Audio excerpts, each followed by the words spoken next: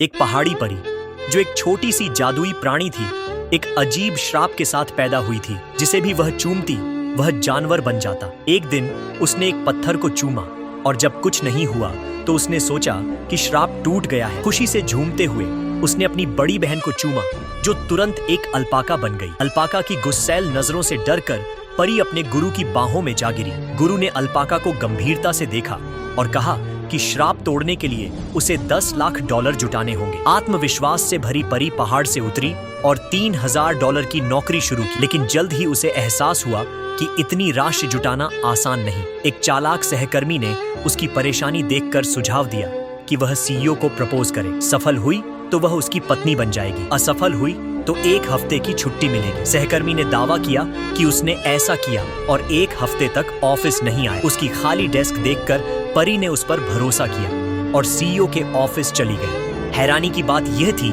कि सीईओ उसे तुरंत शादी का प्रमाण पत्र बनवाने ले गया।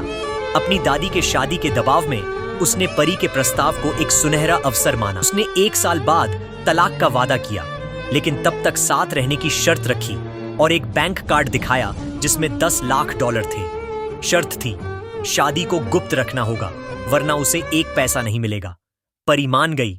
ऑफिस लौटने पर उसी धोखेबाज सहकर्मी ने सबके सामने उसका मजाक धोखा समझकर परी ने गुस्से में सहकर्मी पर एक ताबीज चिपकाया, उंगलियां चटकाईं और उसे घुटनों पर गिरते देखा, गालियां बकते हुए।